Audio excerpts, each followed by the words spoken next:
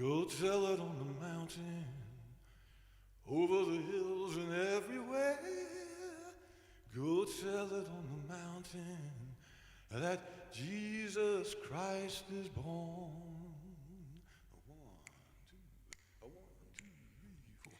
Go tell it on the mountain, over the hills and everywhere.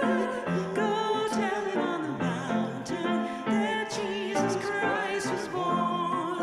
While shepherds kept their watching over the silent flocks of night, behold, throughout the heavens there shone a holy light.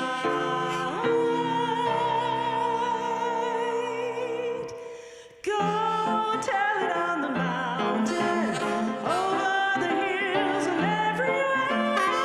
Go tell it on the mountain that Jesus Christ is born. The shepherds feared and trembled, for lo, above the earth rang out the angel chorus that hailed our Savior's birth. Go tell it on the mountain, over the hills and everywhere.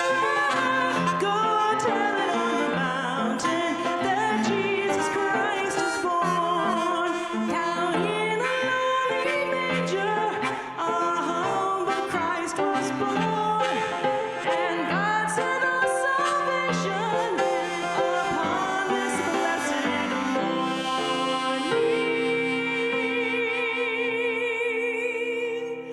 Go tell it on the mountain, over the hills and everywhere. Go tell it on the mountain that Jesus Christ is born. Let's take it to church. One, two, one, two. Go tell it on the mountain, over the hills and everywhere. Go tell it on the mountain that Jesus Christ is born.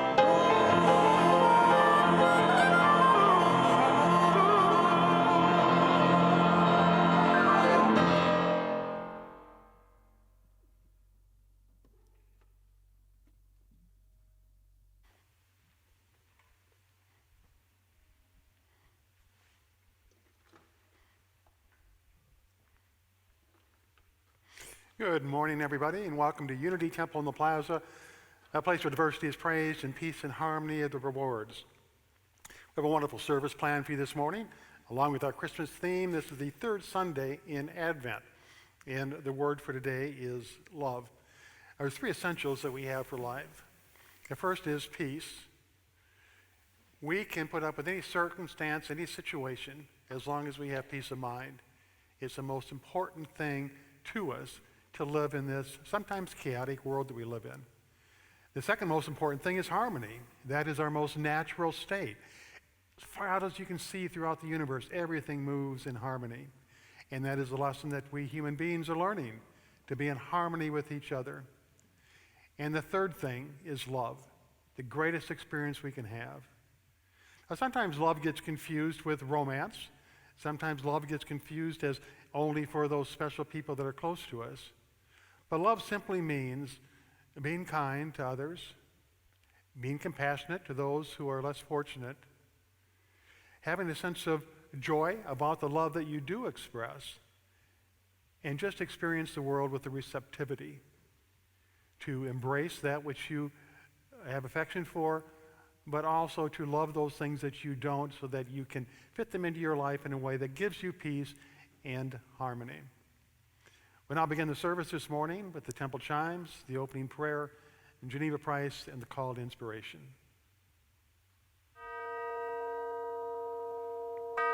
Please join me as we say the peace prayer. On this day, we dedicate ourselves to peace on earth. We accept ourselves without harsh judgment and express appreciation for our individuality.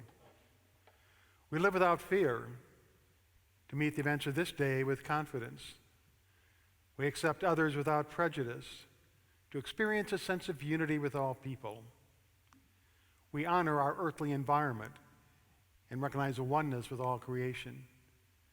In harmony with ourselves, our lives, other people, and all of nature, we live this day with a peaceful mind, a peaceful heart, and a peaceful spirit.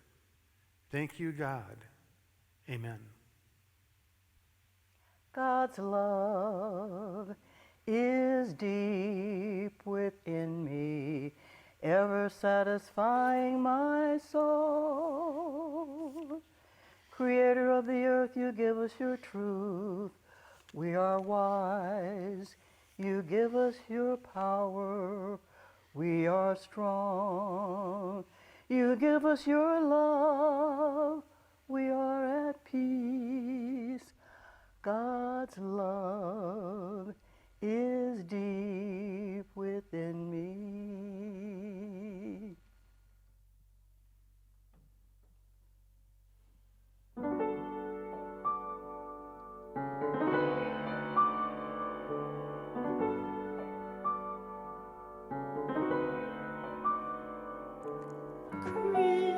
Christmas time is here,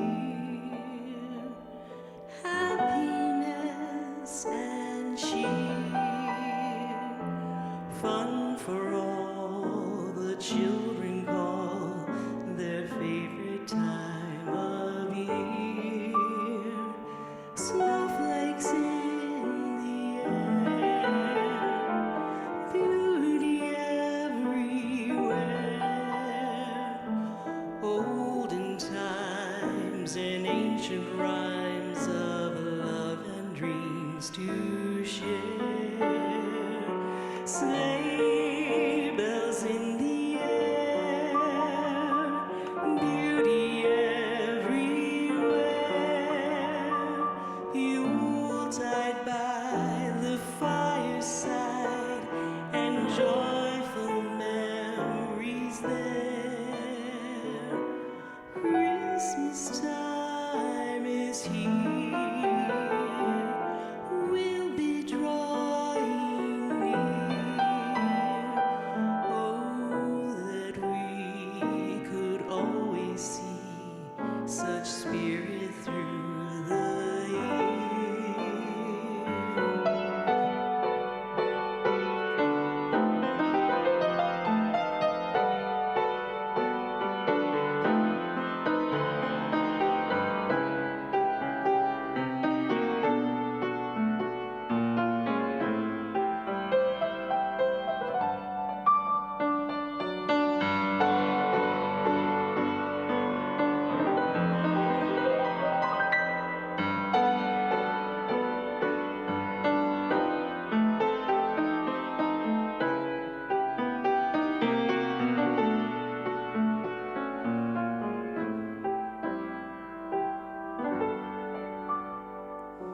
Sleigh bells in the air, beauty everywhere,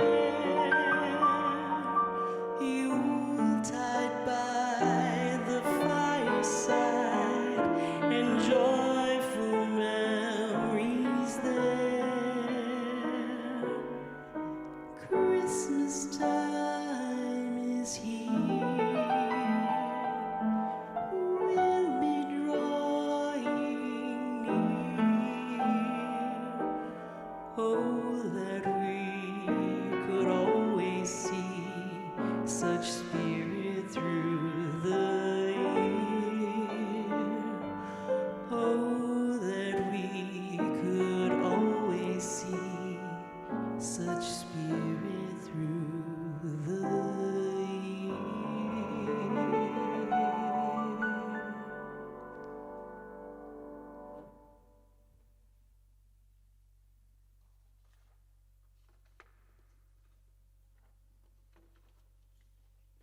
Blessings, Unity Temple on the Plaza.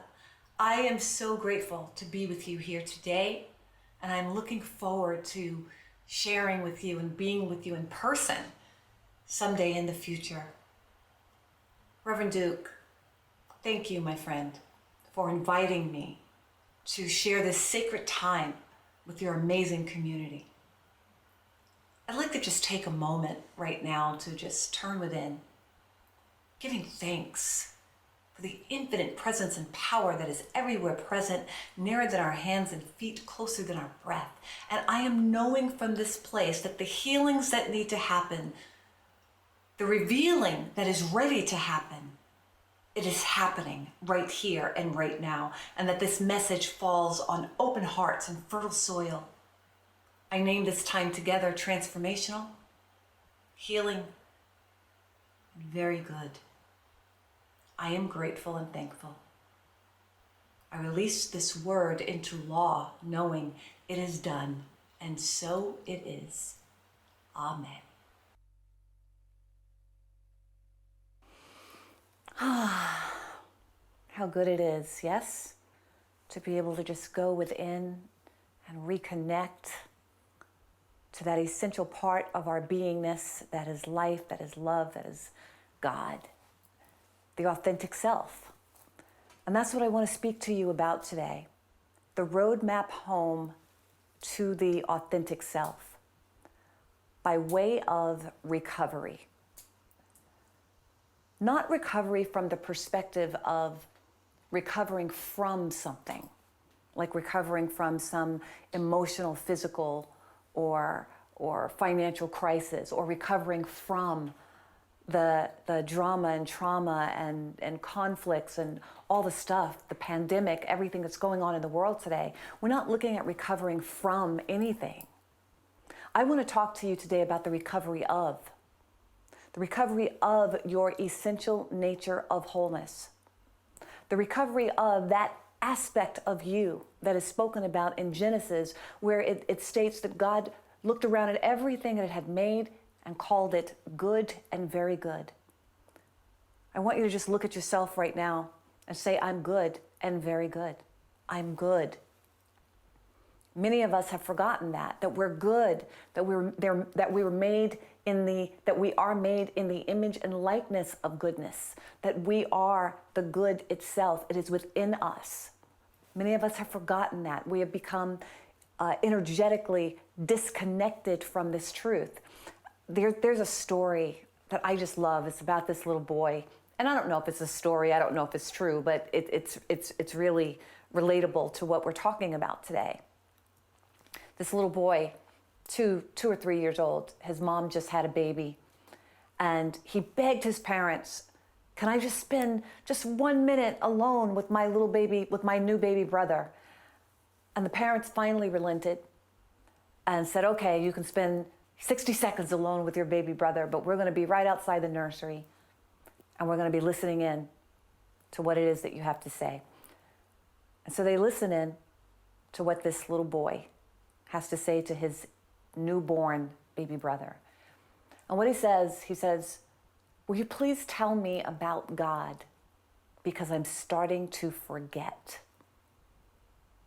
How many of you have forgotten that you are God, that you are the thing itself in full expression? And so I want to talk about the recovery of that aspect of you today. I want to talk about the recovery of your innate identity of worthiness. I want you to just take a deep breath right now, and I want you to repeat after me and say, I'm worthy. I'm good and I'm worthy.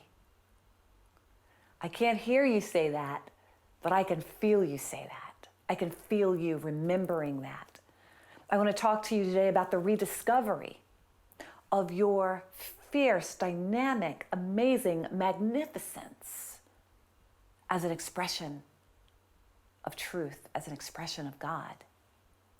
You know, there was a time in my life when I thought that being magnificent or being good enough or being worthy had to do with how I looked, how much weight I gained or lost, the kind of makeup I wore.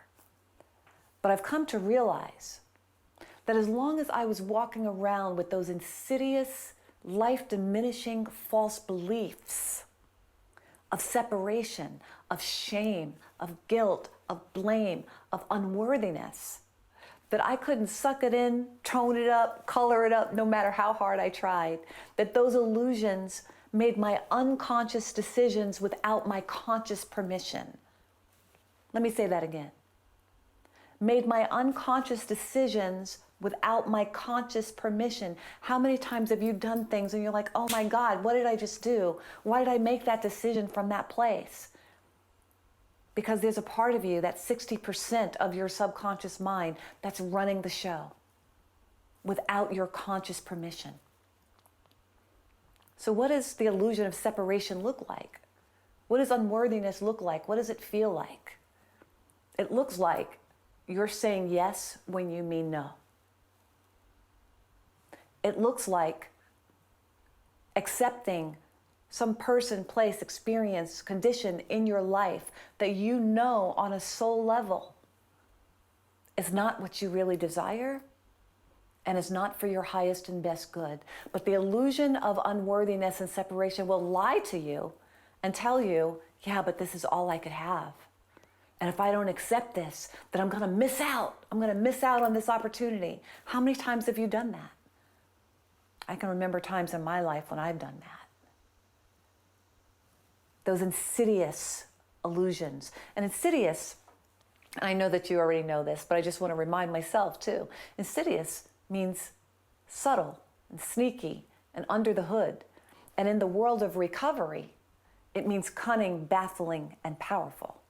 So this cunning and baffling, powerful dis-ease of the mind, disconnection from the spirit, it looks like having unhealthy boundaries or not having any boundaries at all. That's what that looks like. That's what that feels like. And I can remember many years ago, I was in negotiations with a client on the telephone. And I was having a great day, not a cloud on the horizon. And all of a sudden, my energy just dropped right in the middle of the conversation. I couldn't understand it. It was like, whoa, what's wrong with me? I felt the sick feeling in the pit of my gut. That's usually where my inner child and or my intuition is telling me, oh, you're off here. Something's not right here. And so I put my hand on my tummy and on my solar plexus, and I looked down and I was like, what's the matter, boo? I call myself boo or sweetheart. I was like, what's the matter, sweetheart? And I felt that part of myself say, I'm afraid. I'm scared. I'm afraid to ask this client for what I really want. And it's not a vibrational match for who I really am. So I was feeling this sick feeling in the pit of my gut, not because I was in negotiations with a client, but because the illusion of separation, the illusion of unworthiness and not good enoughness was seeking to negotiate with the absolute truth of my beingness, and it wasn't a match. How many of you felt that before? Well, in this moment, I hit a bottom. I just hit an emotional bottom. It's like, oh my God, I've been doing this all my life, saying yes when I mean no, not speaking up for myself, accepting things in my life that I know in my gut and my soul that I don't really want. And I've hit a bottom and I just can't do it this way anymore. I want you to repeat after me. I can't do it this way anymore. I can't live this way for one more day. Yay. I made that decision that I wasn't going to live that way anymore. But here was the dilemma. I was in a dilemma too. Because I knew I couldn't live that way for one more day. It was so incongruent with who I really was, who I really am. Yet, I didn't feel the confidence or the power to not do it that way anymore. I couldn't do it that way anymore, and I didn't feel the power to not do it that way anymore.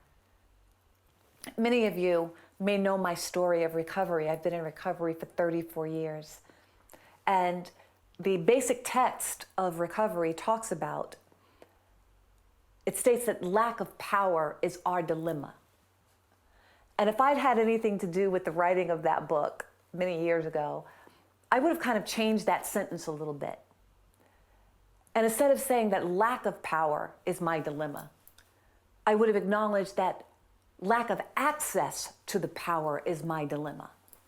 Because when you're hanging out in unworthiness and not enoughness, you don't have access to the power that's operating at the highest frequency that there is, because you're operating at this frequency. It's not that the power is not there. You are the power. The power is within you. But if you're blocked from it because of the chronic anxiety, the unworthiness, the not enoughness, then you don't have access to the power. So I felt in that moment, I can't live this way again, but I don't have access to the power to not do this again.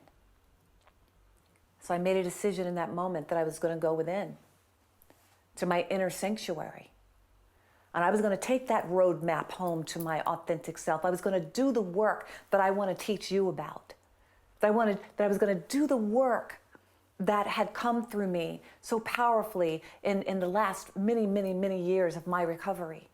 And I sat there in my inner sanctuary and I did that work. I followed that roadmap until I awakened to the power within me. And as I awakened to the power within me, a new thought, a new decision came through me about this particular negotiation. And I decided in that moment to walk away and to leave the deal on the table. You see, sometimes you have to leave the deal on the table. I made a decision in that moment to walk away with nothing, because what the faith and the truth that came through me was, you're not walking away with nothing.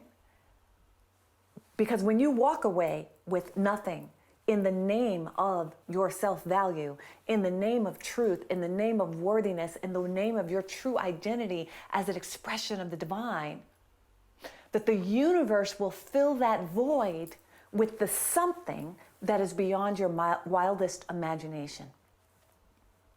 When you walk away from something that is not in alignment with your spiritual integrity, with your worthiness, with who you are, the universe will fill that void with the something that is beyond your wildest imagination. I'm telling you what I know.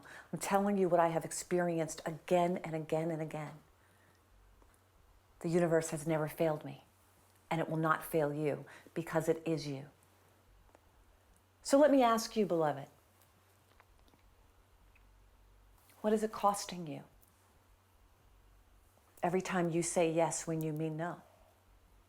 What is it costing you to accept situations, experiences, conditions in your life that you know on a deep soul level is not what you really desire? It's not really what you asked for.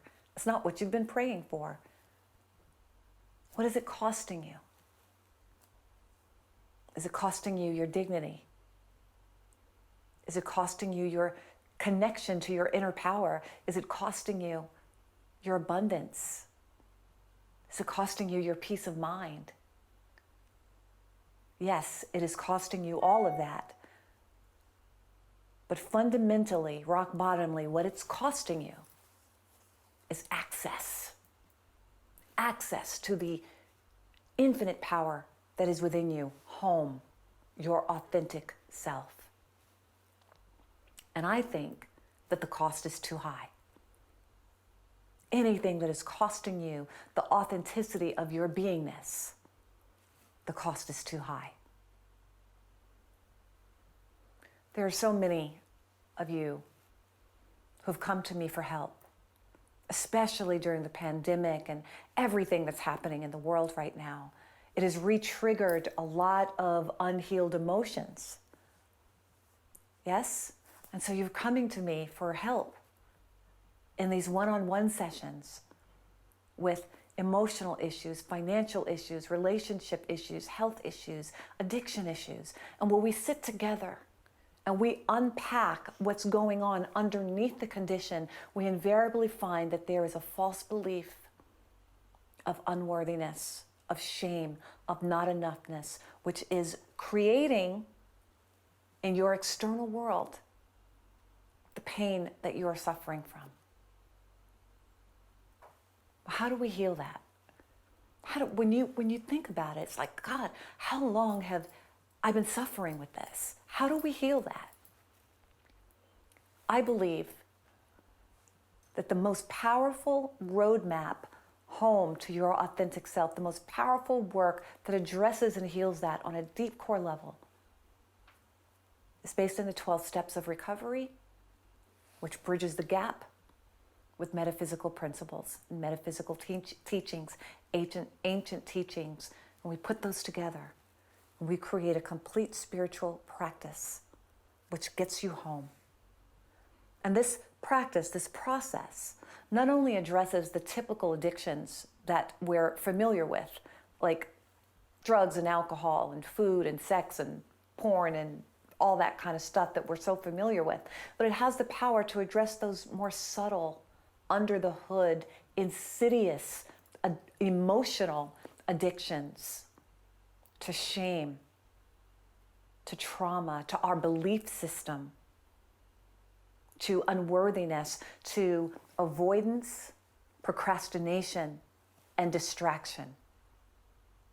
And especially distraction to social media, right? I mean, we're all guilty of that in some form or another, being obsessed and distracted by social media or the media itself, distracted by Netflix, right? Where we make an agreement, we're just gonna click on one movie, we're just gonna watch one movie, but instead of clicking on a movie, we click on a series. And we all know that every series, or each series, has 13 to 18 episodes. So we click on that series, and we come to 3 or 4 days later, numbed out, dumbed out, and zoned out, and disconnected from home. Then we promise we'll never do it again, and then we do it again. That's what addiction looks like. Is when we make an agreement, when we make a promise to never do that thing again, to never make a decision from a place of unworthiness again, to never feel that emotion again. And before the commitment is even out of our mouth, we're already right back into that same pattern again. So the roadmap home to your authentic self, I call this work soul recovery. And I had to find a way to bridge the gap. I had to find the tools that could actually get me home. Because let's not get it twisted. It's not the tools that heal you. It's home that is the healer itself. But there's a roadmap in the tools that are practical, one step after the other, that can bring you home. And I remember 34 years ago when I had my first experience of home, God. I was sitting in the back of a taxi, demanding that he take me to the drug dealer's house so that I could get just one more hit. And instead of doing as I demanded, the cab driver turned to face me in the back seat. And he looked deeply into my eyes and he said, Esther. No, he didn't say Esther, he didn't know my name. He said, young lady, please don't kill yourself today. Now, in that moment when he said that, I wasn't interested in not killing myself that day. I just wanted to get high. But something happened. Something happened. A miracle took place in that moment because as he looked into my eyes, the veil of illusion that I'd been carrying all those years of separation parted. And I caught a glimpse. I caught a glimpse of myself. I caught a glimpse of freedom. I caught a glimpse of relief. I caught a glimpse of ecstasy and bliss. I'd never felt that before. It was God. It was the truth of my beingness. And then it's ended. And it changed me forever. That was my last day of getting high. But even more importantly than that, I became homesick for that experience over and over again. I was homesick for home. And it became my passion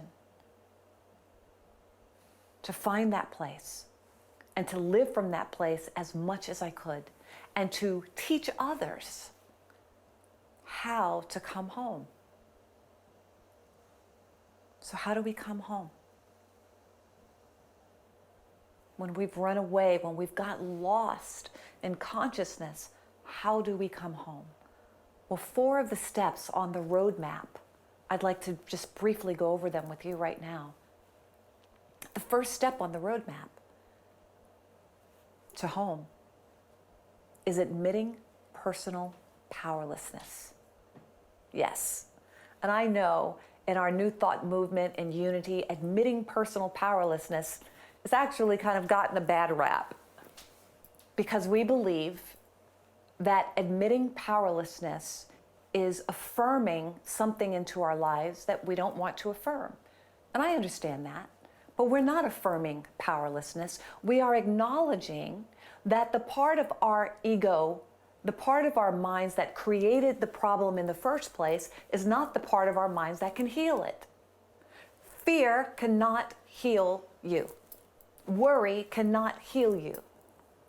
The illusion of lack and limitation cannot heal you. The illusion of unworthiness cannot heal you. No matter how much you obsess over the problem, you are not a vibrational match for the solution. So the first step is admitting personal powerlessness, which Jesus the Christ, I believe, is the first one that admitted powerlessness when he stated, I of myself can do nothing. I of myself can do nothing. I just want you to just take a breath right now and think about all of the things that you're trying to be in control of. Everything that you're trying to fix and figure out right now. And I just want you to just say, I of myself can do nothing. I of myself can't do it. I of myself can't figure it out. And then I want you to take a deep breath. And when you exhale, I want you to say, yay, yay, I don't have to fix it, I don't have to do it, I don't have to figure it out.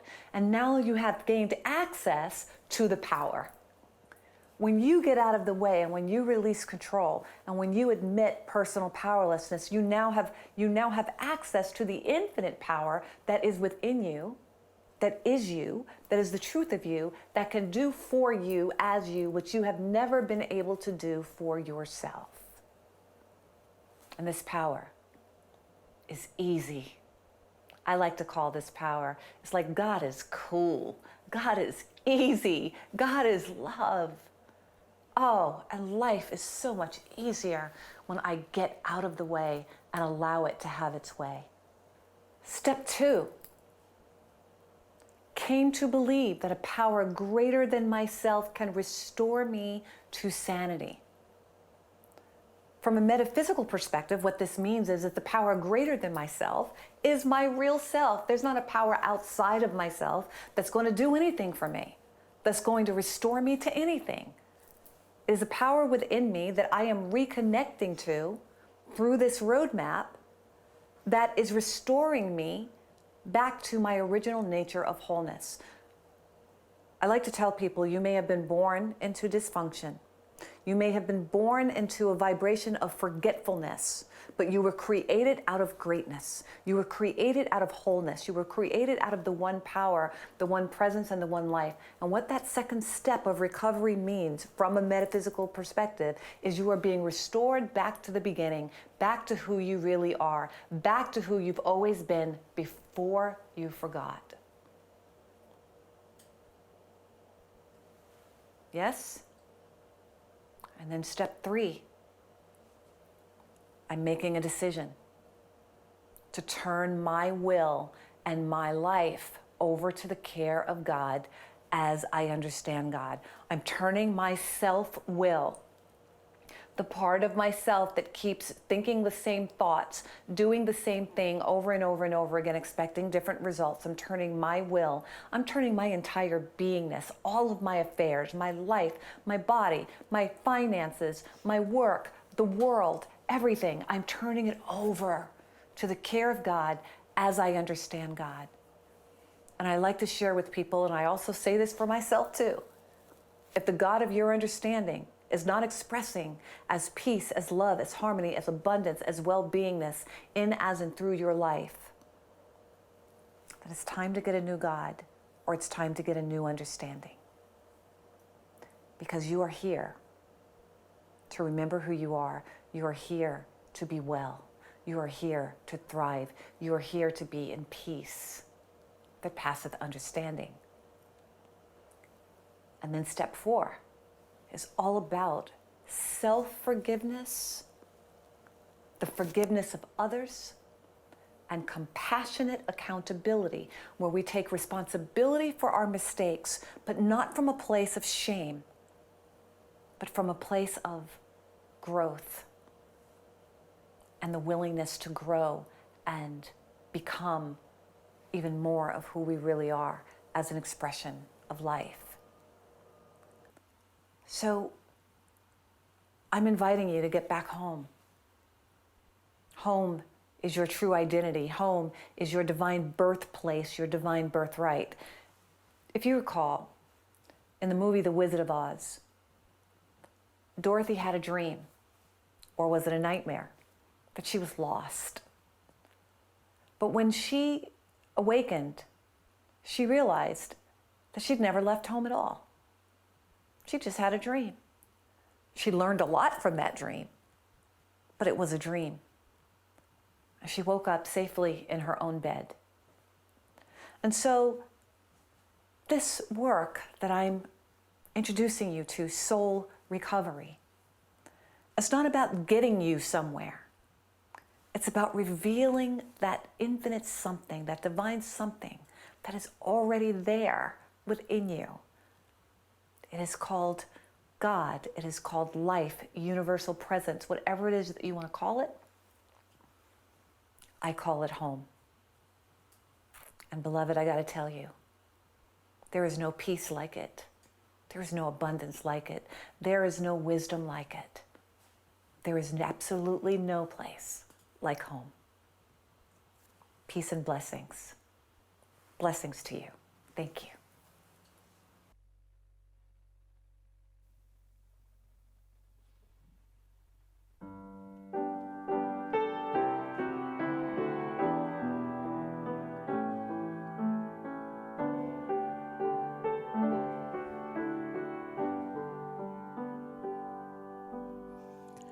Our thoughts are prayers, and we are always praying. Our thoughts are prayers.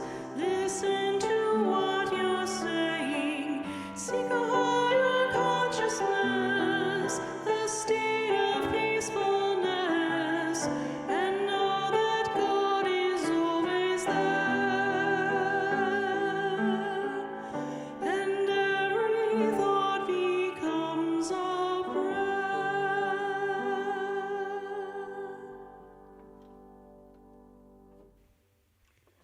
As we move into meditation, take a moment to seat yourself comfortably. Take a deep breath and slowly exhale. And then take another deep breath. Breathe out. In unity, we have a saying, I let go and I let God. What does that mean exactly? What do we let go of?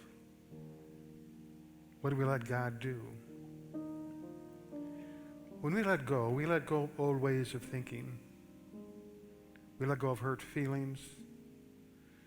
We let go of attitudes that disrupt our lives and reduce us into something much, much less than we are.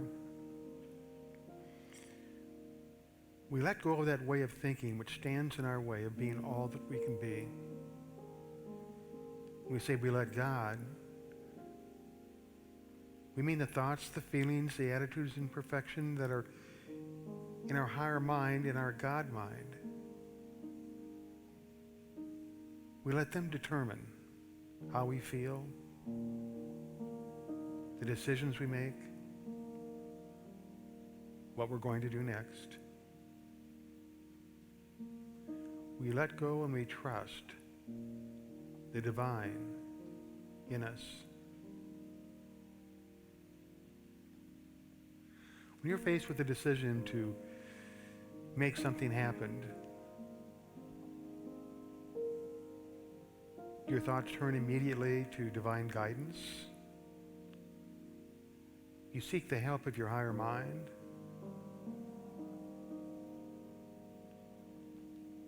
Charles Fillmore wrote, "Love is God's power." The more you love, the more easily your life is, the more pleasant. The God Spirit in you expresses through you all of the attributes of God. They're as near as your next thought. So in this time, we release our attachment to limited human reasoning, to error thoughts. We center our minds and our hearts on the constant flow of divine love, which brings forth wisdom, understanding, and strength. In that divine flow, we find answers to questions. We find new insights to make life easier, and new possibilities for us to grow and to evolve and to become something much more than we've ever been. When we are in that divine flow, we move forward with confidence.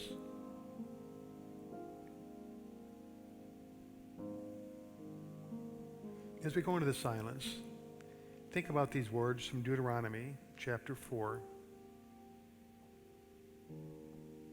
It reads, "I will seek love, the love of God, and I will find that love.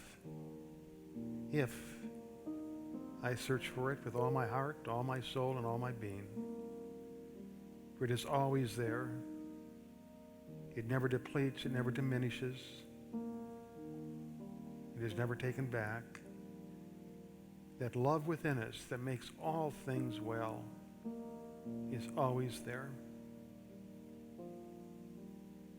In the silence,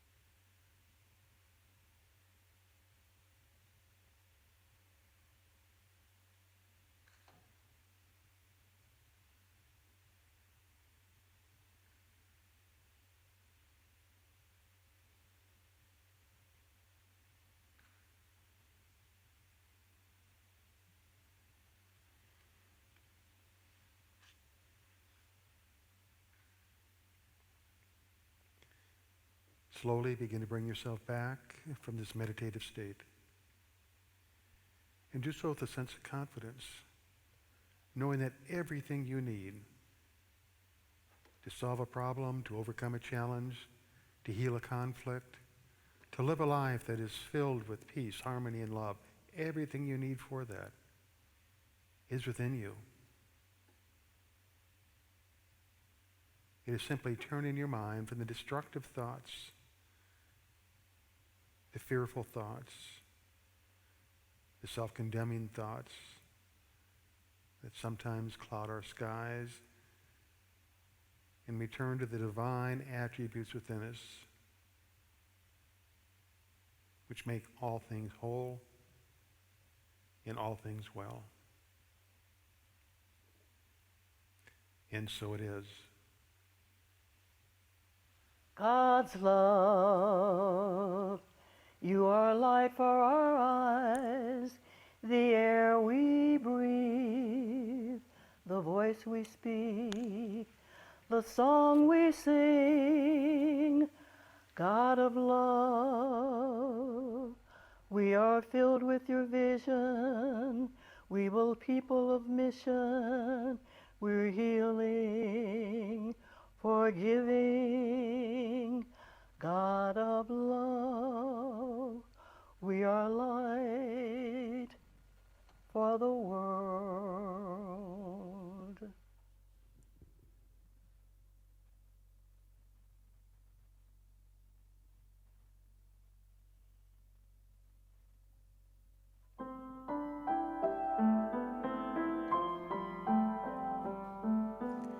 Love came down.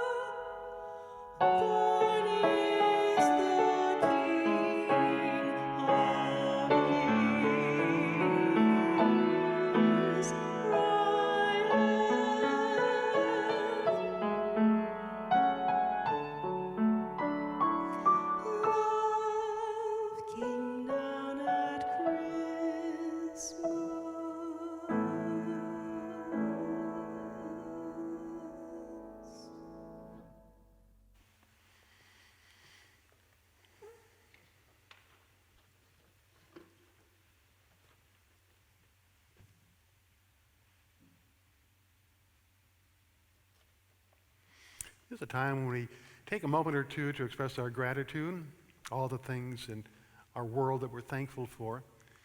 And I am thankful for all of you out there that are offering your financial support to Unity Temple. Over the last 6 months, it's been essential for us keeping the doors open. But even more important than that, your generous donations have allowed us to continue on with many of the important aspects of this ministry. And one, during the Christmas season, is to do outreach programs to help those people who are in need, those people that are homeless or that come from impoverished households. We have gathered over 5,000 items so far to be distributed, primarily because of you. Many of that came from cash donations, where we went out, we bought food, we bought clothing. And many of you have donated clothing, as well as other things that you want people to have. So I thank you for that. It's very, very important. What you have done is help a person who's cold stay warm. You've helped a person who's hungry eat. You've helped a household with children give them something to put under the tree for Christmas Day. So I thank you for that. I also thank the musicians that we have here with us today. We have Peggy Tilson, of course, Clay Kirkland, Robert Farrago, and Geneva Price. Thank you all for being here. Thank you for serving this church in the wonderful way that you do. This concludes our service, and we'll do so with the prayer for protection. And then I hope you'll join in us with the singing the peace song. So we say that the light of God surrounds us, the love of God enfolds us, the power of God protects us, and the presence of God watches over us. Wherever we are, God is, and all is well. Play drum.